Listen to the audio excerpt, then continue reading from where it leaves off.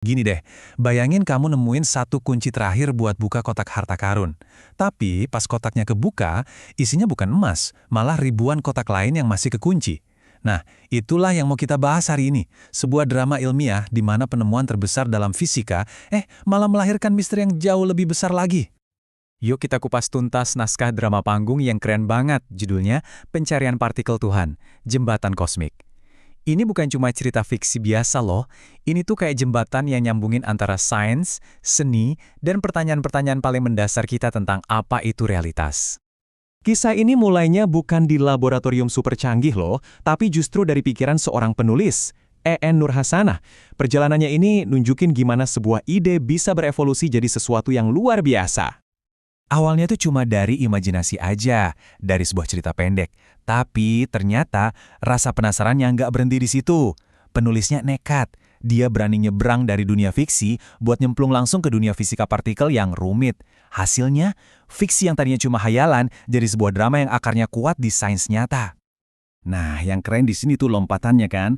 Dari yang tadinya cuma obrolan filosofis di kedai kopi, rasa penasarannya langsung meledak pas baca buku The God Particle. Dari situlah akhirnya lahir naskah yang kita bahas ini. Sebuah karya yang berani banget mengangkat drama manusia di tengah pencarian kosmik yang maha luas.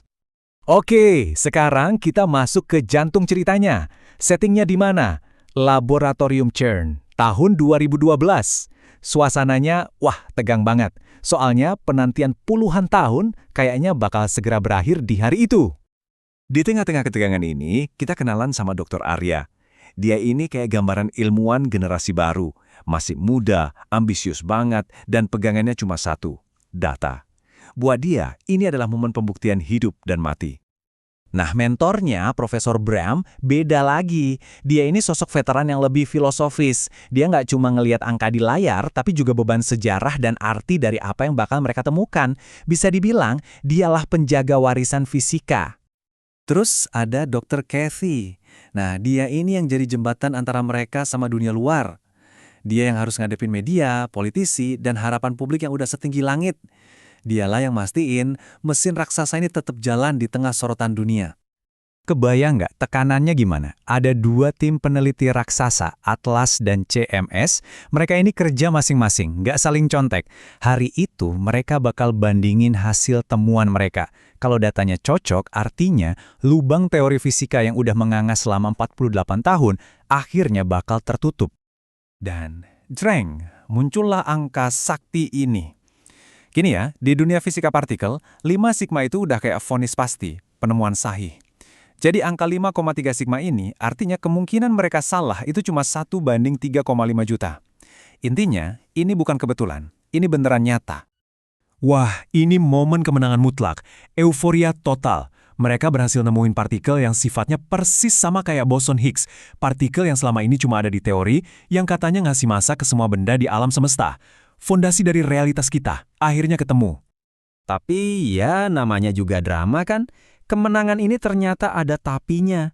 Pestanya bahkan belum kelar, mereka udah sadar kalau penemuan ini malah bikin masalah baru yang jauh lebih gede. Nah, ini dia nih, biang keroknya. Penemuan boson Higgs itu secara resmi melengkapi model standar fisika, teori paling canggih kita soal alam semesta.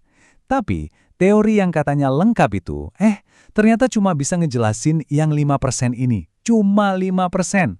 Semua yang kita lihat, bintang, galaksi, planet, bahkan kita sendiri, itu cuma remah-remahnya aja. Jadi paradoksnya di mana? Gila kan? Puncak pencapaian fisika modern justru jadi tamparan paling keras yang ngingetin kita betapa kita ini nggak tahu apa-apa. Ibaratnya mereka menang pertempuran, tapi baru sadar kalau mereka bahkan belum lihat peta perangnya sama sekali. Nah, misteri 95% ini bukan cuma soal pusing-pusingan di papan tulis loh. Ini masalah duit. Para pemberi dana mulai mikir, ngapain kita kasih duit miliaran dolar kalau hasilnya cuma bikin makin bingung. Tekanan inilah yang maksa mereka buat berpikir benar-benar beda dari sebelumnya. Di tengah krisis ini muncul tokoh baru, Dr. Ella Ravens, seorang astrofisikawan. Dia datang bawa pesan yang nusuk banget. Kalian jangan cuma ngeliatin mesin raksasa kalian doang. Coba di sekali-sekali lihat ke atas, ke langit. Mungkin jawabannya ada di sana. Nah, dari sudut pandang Elara inilah lahir ide jembatan kosmik. Ini ide yang cerdas banget sebetulnya. Mereka menggabungkan 3 medan perang sekaligus. ngintip partikel terkecil pakai akselerator, nyari jejak samar jauh di bawah tanah, dan ngamatin struktur terbesar di alam semesta pakai teleskop.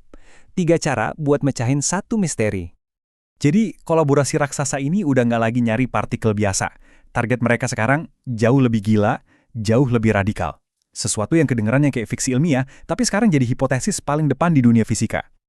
Mereka mulai memburu apa yang disebut sektor gelap. Coba deh bayangin, ada alam semesta lain lengkap dengan partikel dan aturannya sendiri, tapi dia numpang di dunia kita. Nggak kelihatan, nggak bisa disentuh. Satu-satunya cara kita tahu dia ada, ya cuma dari tarikan gravitasinya. Ucapan Profesor Bram ini benar-benar nangkep perubahan misi mereka. Ini bukan lagi soal melengkapi puzzle. Ini soal membuktikan adanya sebuah realitas paralel yang selama ini sembunyi persis di depan mata kita.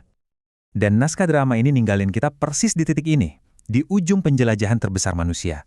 Jadi pertanyaannya udah bukan lagi dunia kita terbuat dari apa, tapi jangan-jangan dunia kita ini bukan satu-satunya yang ada di ruangan ini.